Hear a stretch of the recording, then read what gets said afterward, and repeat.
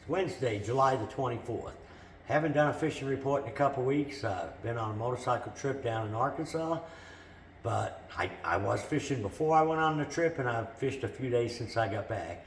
Now, before I went on the trip, I was way up in the White River, up around Big M, and we're catching several fish up there on a drop shot.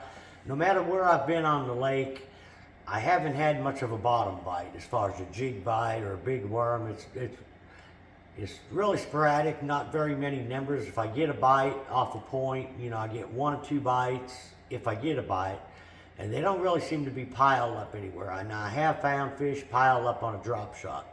I forgot to mention the water temperature and the lake level. The lake level is about 916.5, and it's been real consistent there for the last 2 weeks. Been a couple inches one way or the other. Water temperature this morning was like 82, 83 degrees, and that's what I found before I went on my trip as well. You might see some 85-degree water. But when I was up in the Upper White, I was actually catching some walleye on the drop shot. Pretty much summertime pattern, pretty much all over the lake.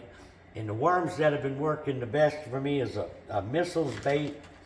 It's a 4-inch mini magic worm. The color that's been working the best for me is it's like a morning dawn. I think they call it a missile morning. But if it was like in a robo worm, it would be a morning dawn. That seems to be the best color. And the other one I'm throwing it's a little plum with brown in it, almost like a Chomper's brown purple laminated.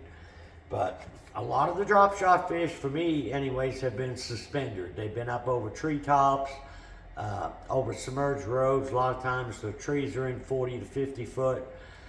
And some days the fish haven't been that deep. Now today I was in the mid-James, and it seemed like the fish were about 20 foot deep. We caught some on a drop shot, and we're also catching several on spoons. Depends how deep they are as far as what type of spoon I'll use. If they're down there, close to the bottom or deeper in the tree, or if I'm fishing docks and they seem to be deeper, I'll throw a 3/4 ounce to a 1 ounce slab spoon.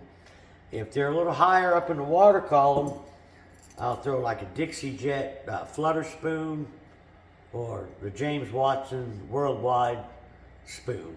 And the flutter spoon, will fall a lot slower, so stay in the strike zone a little longer. It takes a little bit longer to get down, but if the fish are only suspended 15 to 20 feet, it doesn't take that long to get down there.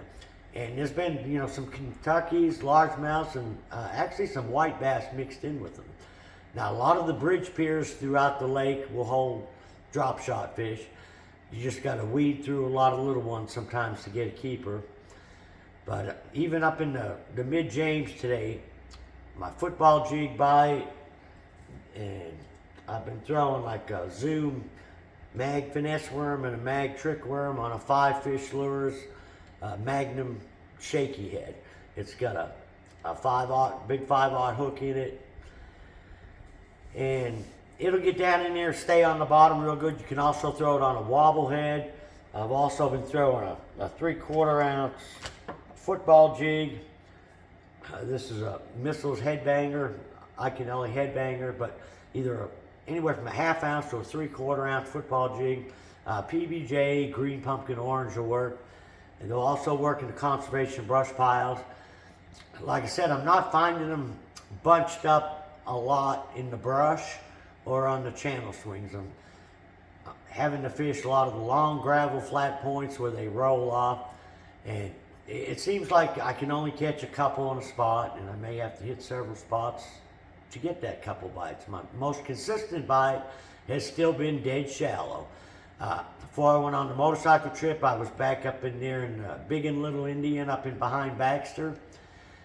Get way back in there, and the whole key is the bait fish. The bait fish kind of determines what I'm going to throw. If I see a lot of schools of bait fish where you can visually see them, I'll be in that anywhere from 4 to 12 feet of water. Then I'll take a little square bill and wind it underneath the bait, and you'll occasionally see fish feeding throughout the day on the shad. Now, You can also, in the middle of the day, catch them on a topwater, like a walking bait or like a pop-R, popping style bait. If I'm gonna throw a walking bait, I'll throw like a Sexy Dog Junior or even a Spook Junior. I'm not throwing a big one, a little bit smaller bait. And bone or white seems to be working best for me. Now if I'm back up in there and I'm not seeing any bait, then I'll take a little 4-inch worm or a little finesse jig, or even a Texas rig beaver, and any type of wood I see, you know, I'll flip it. If it's got 1.5 or 2 foot of water on it, it's worth flipping on them mud flats back in there. And like I say, if the bait's up, then you can take the crankbait and crank a lot. A lot of times on them wood laydowns and snags up there on them flats, I'll throw a topwater bait over it first before I try to throw a crankbait. Because if I get the crankbait in there and get it stuck, then I've kind of messed up that one piece of cover. So I like to fish, you know, over the top of it with the topwater. Then I'll hit the sides of it with the square bill, and if that doesn't work, then I'll pick up the little jig or worm. But you know, that bite, and it'll work up in the upper Kings River, the upper White, up in Long Creek, the James River, Flat Creek. There's no boat traffic up there hardly, but it's by no means easy. You know, you still got to weed through a lot of little fish, but up in them upper river arms, there's always the chance to catch, you know, 4 or 5 pound fish back up in there in that shallow water. And even as the water gets real warm, as long as there's water flow up there, there's oxygen in that water, those fish live there. You know, they stay there year round. The only thing that seems to affect it is, you know, a lot of times the cloud cover.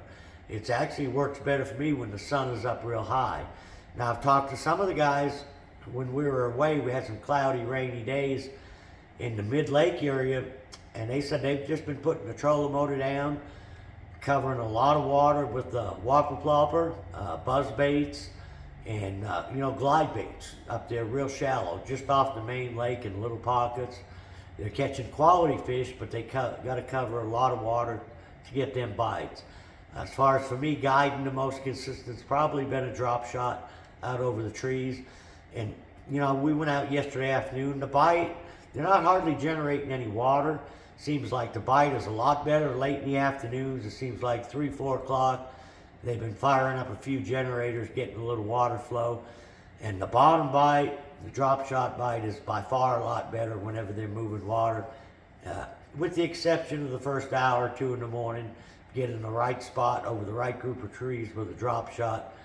Seems to be fast and furious for a little bit. Once that sun gets up, starts beating down, the bite really slows down. You know, and that's when I like to go to the backs of the creeks or the upper rivers, any place there's any water stain and water flow, where there's water coming in. You know, you can usually catch them up shallow throughout the heat of the day, and you don't have to mess with the boat traffic. So next week I'll have a little bit more detailed fishing report, because I'll be on the water every day. No more vacations for me for a little bit. So till next week, good luck, good fishing.